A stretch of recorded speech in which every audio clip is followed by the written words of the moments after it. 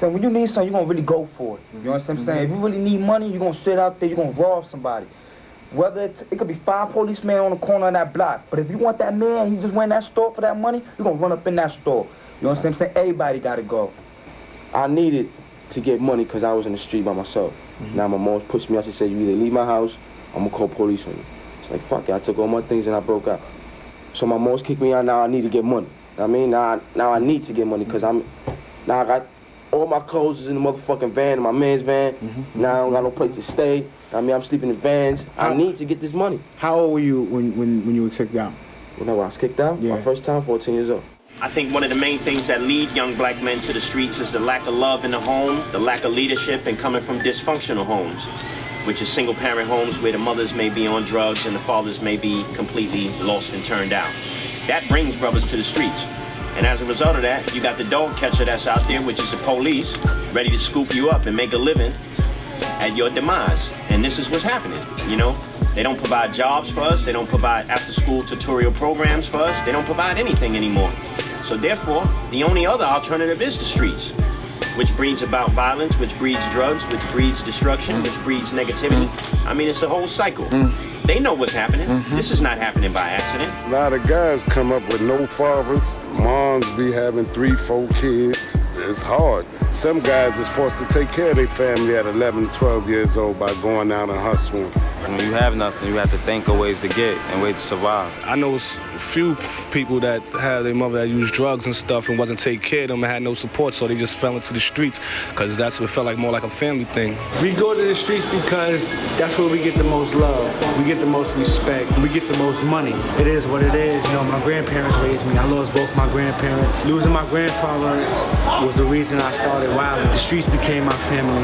You know, it's only so much a mother can do raising a boy into a man. A kid gets hooked to the street, it's pretty much over. It's like an addiction, it's a rush. You know, I grew up seeing, you know, Rich Porter and Alpo and them type dudes, you know what I'm saying, out here buying kids bikes.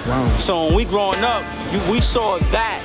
You could see Michael Jordan on TV, but we saw the celebrities in the street do stuff like that. So at the end of the day, you see them get the girls, you see them get all the fame, they got the cars. It kind of motivates you to want to do that. People think, hey, it ain't a lot of black doctors and lawyers, so that means most likely I ain't gonna make it. But I see all these dudes out here, they making money, they driving all these Hummers and all that, they out here, and they chilling. They just sitting on the corner doing what they gotta do. So hey, if I do this, I'm gonna have some money, which is wrong. You gotta go to school, make it easier. If they gave these young people a job and paid them a salary, they wouldn't have all this crime. Because they don't have money, they stress, they have women in their ear 24/7, bills gotta be paid. You know, it's stressful for both. When you got a woman on your back all the time, talk about we need. So he feel, oh, let me go rob somebody. Oh, let me go sell drugs. When we say streets, we mean the streets that you do whatever out here that you have to do to make you survive. You know what I'm saying? Just like a person have a job, goes to work every day to survive. His job place is his workplace, you know? When you say streets, you know what I'm saying, to be honest with you, you're gonna start getting in the streets, you're gonna start getting into people selling drugs to provide for their family, to provide for themselves, to buy themselves a pair of boots, to look nice just like the next person. You know what I'm saying? To go in the store and buy a soda whenever he's thirsty. You know what I'm saying? Every time you go and buy a soda, you gotta pay $1. You know what I'm saying? If you don't do whatever you gotta do to put that money in your pocket, you can't do that. And you can't give your kids $1. You know? I know when I was in the street, though, what kept me in the street was an urgency to pay the bills. Living in New York City, the disparity between the income and the amount of rent you have to pay and the price of food and transportation, man, you got to do something and quick. We could have done better when we talked about our minimum wage. We know what we started with. The governor started at $8.75 in 2013. We're at $8. Right now, these people are making $290 a week. And at the beginning of 2014, they will be making $320 a week.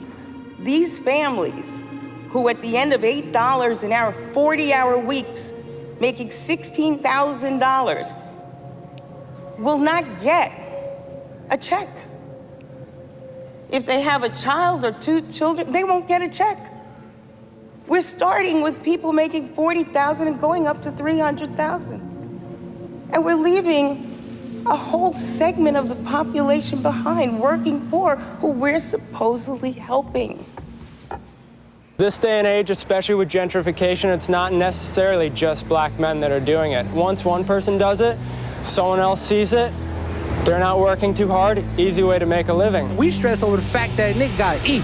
Hey, yo. Nobody decides to wake up in the morning as a child and say, yo, man, I wanna hit these streets, I wanna hit this block, but you just forced in that situation. What you gonna do when your kids is hungry?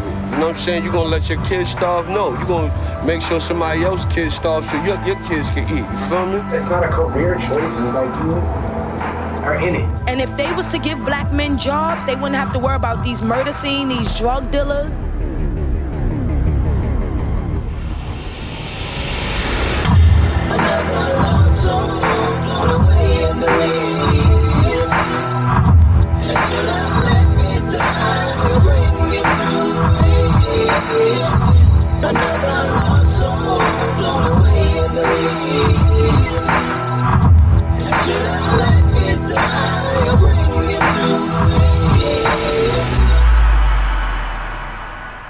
You're lost in the dark.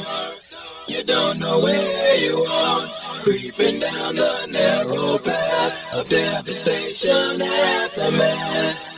And in my sleep, if I should die, oh mama, oh no, don't you cry, 'cause I'll be in a better place.